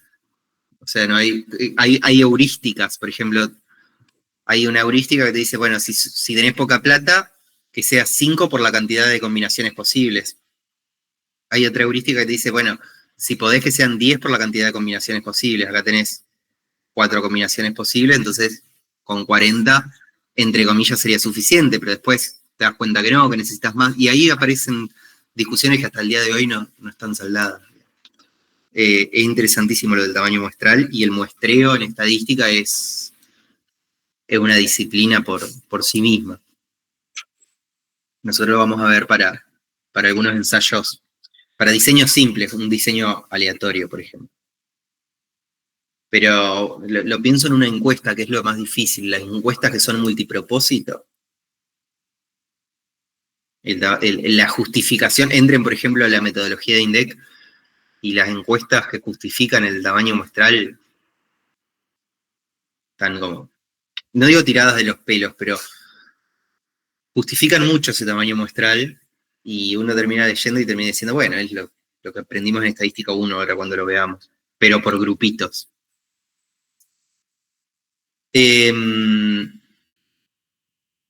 Bien, entonces, volviendo al enunciado, ¿cuál es la probabilidad de que haya contrabando sabiendo que viene del país A o de otros países? Y nos pregunta si son variables dependientes o no.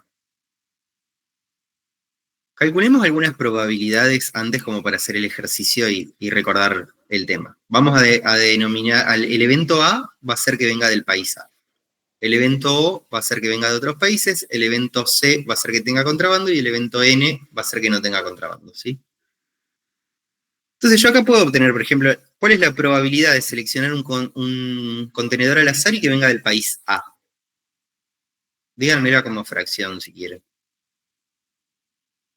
Más rápido.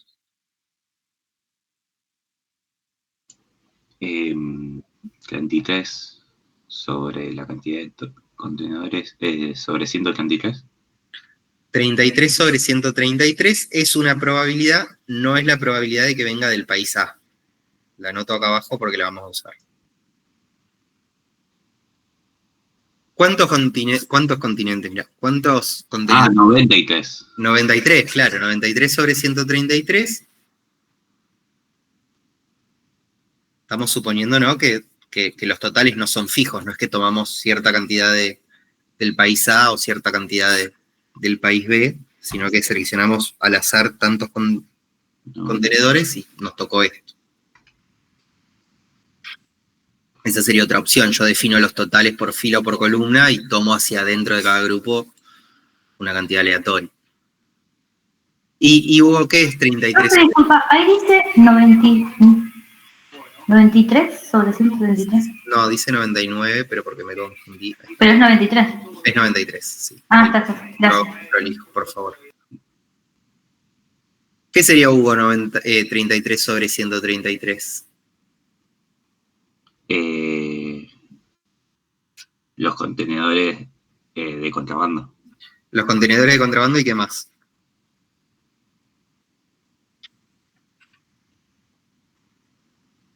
¿Cómo que más?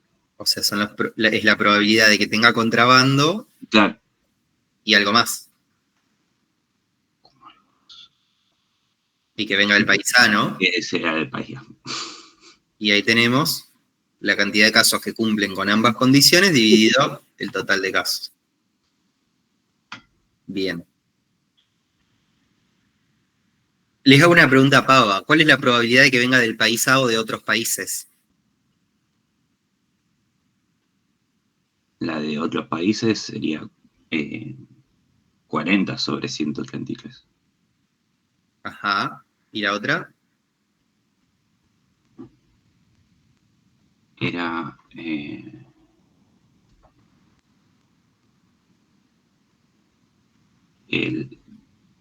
la suma de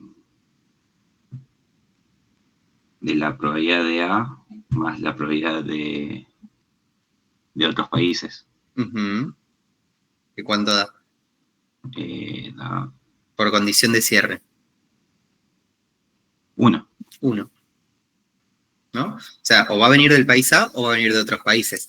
Ahora es distinto si yo planteo o les pregunto cuál es la probabilidad de que venga del país A o que tenga contrabando. Porque ya tenemos más opciones, ¿no? ¿Cómo la resolverían esto?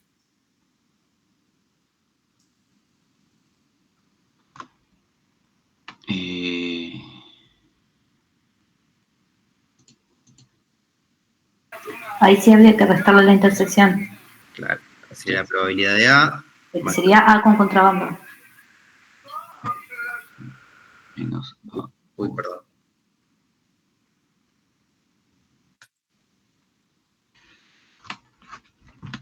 ¿no? Entonces acá nos daría 93 sobre 133 más 43 sobre 133 menos 33 sobre 133, ¿verdad? Sí. Muy bien. Y si les pregunto la probabilidad de que haya contrabando sabiendo que viene del país A, ¿cuánto es? Contrabando. Les refresco la fórmula. O sea, decíamos, la probabilidad de A dado B es la probabilidad de la intersección sobre la probabilidad del segundo evento, ¿no?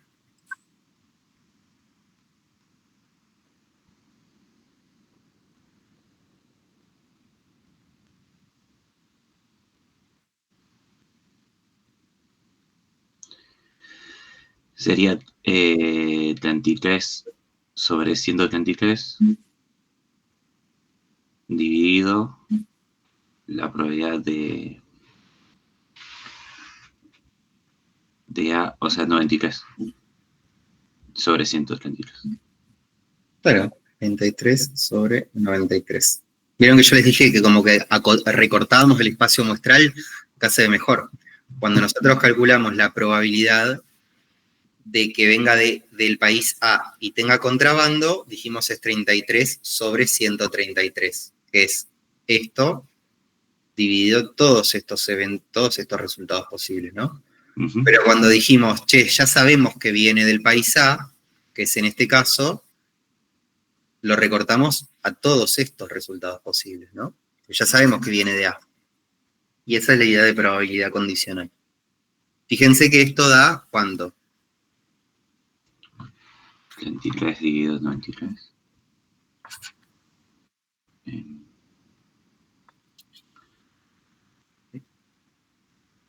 0,35. 0,35. 40, pero 0,35. Está, 0,35. Y fíjense, si yo les pregunto la probabilidad de que tenga contrabando dado que viene de otros países. Eso sería 10, ¿no? Sería 10 sobre 40. 10 sobre 40. ¿Qué pasa? La probabilidad del contrabando, ¿qué pasa con la probabilidad de contrabando?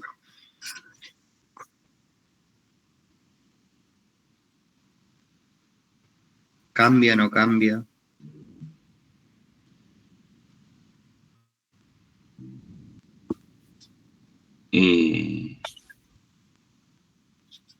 Sí. Cambió. Es Sí. como que es más alta la probabilidad de contrabando cuando el Cuando viene del país A. cuando el contenedor viene del país A, exacto, a que cuando viene de otro país. Bajo esta idea, que es más intuitiva que otra cosa, ¿podríamos decir que las variables son independientes o no?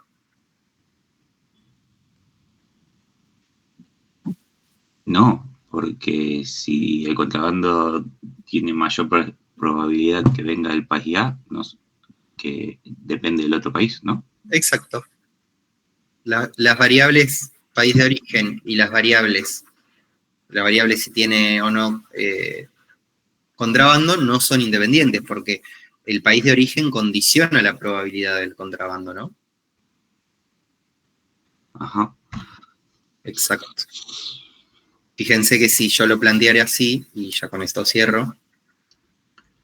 Acá lo planteaste con solamente dos eventos, la probabilidad de que pase uno y que pase el otro. Y cuando tenemos más de dos eventos. Se puede generalizar, ¿sí? Habría que definir cada uno de los eventos posibles e ir. Ahí vas a tener más intersecciones, vas a tener otros espacios muestrales, pero sí se puede generalizar. No. Ah, buenísimo. No. Después te lo hace el software. Porque en realidad cuando uno tiene, por ejemplo, dos variables cualitativas, hay una prueba que se llama prueba chi cuadrado de asociación, que ustedes le cargan dos variables cualitativas y le dice si hay evidencia estadística para decir o no que esas variables están asociadas. Y lo que hace, y esa prueba se puede generalizar a más variables, y en definitiva esto que estamos haciendo nosotros mecánicamente para entender la idea de probabilidad, lo terminan calculando con un software. Pero está bueno que que podamos ver de dónde salen.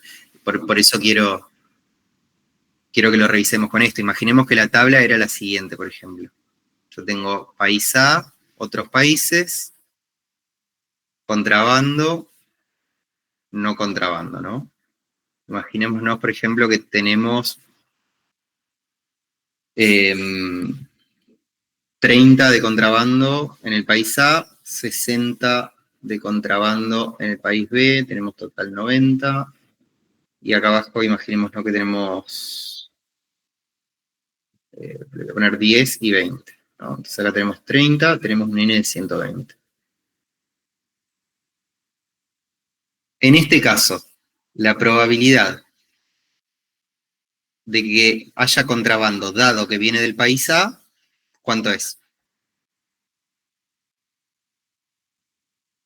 1/3, ¿no? 1/3, muy bien. ¿Y la probabilidad de que haya contrabando dado que viene de otros países? 1/3. 1/3. ¿Y la probabilidad de que haya contrabando?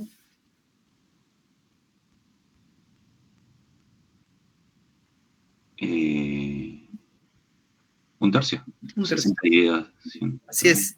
Entonces, en este caso, las variables sí son independientes, porque independientemente del origen, la probabilidad de contrabando es 1/3. ¿no? Claro. Bueno, gente, ¿cómo estamos? Si siempre dan iguales, entonces porque son independientes. Si las probabilidades condicionales son independientes, son iguales, sí, tal cual, son variables independientes. Acá el desafío es, esto es una muestra, ¿no? Entonces, uno tendría que hacer un margen de error de esas probabilidades y ver si hay evidencia o si son tan distintas como para asumir que son independientes o no. Eso pensando ya en que es una muestra. Pero sí, a los efectos de este ejercicio, sí. Claro, o sea, pero como regla, sí. Como regla, sí. Tal cual. Sí, sí, Bien, gracias. por favor. Bueno, gente. Bueno, esto, ¿qué nos quedaba? Esto que ya lo charlamos, la probabilidad de un evento dado que ocurrió otro en variables independientes es la probabilidad del mismo evento. Y bueno, no nos quedaban algunos ejercicios más, pero los podemos recuperar la clase que viene a modo de repaso. Bueno, ¿cómo estamos? ¿Dudas? ¿Inquietudes? Bien, bien. Bien. Bueno, El TP se sube el jueves que viene. el TP se sube el jueves que viene, mañana no nos vemos en el laboratorio por el paro. Pueden aprovechar esa semana para, si les quedó algo pendiente, terminarlo o escribirnos y hacer una consulta. De igual forma, no se preocupen, o sea, el trabajo que nosotros vamos a evaluar en definitiva es la versión que van a hacer al final del cuatrimestre, que es donde ya atravesaron el trabajo 1, nosotros le pudimos hacer devoluciones, ustedes pudieron poner en juego lo que vinieron viendo, entonces no es que van a estar desaprobados por lo que hagan, sino que lo importante es que capitalicen la devolución que le podamos llegar a hacer.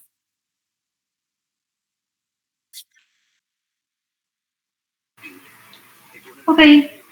Bueno, Bueno, profe, muchas gracias. gente, Buenas noches. Nos bien. vemos. Adiós.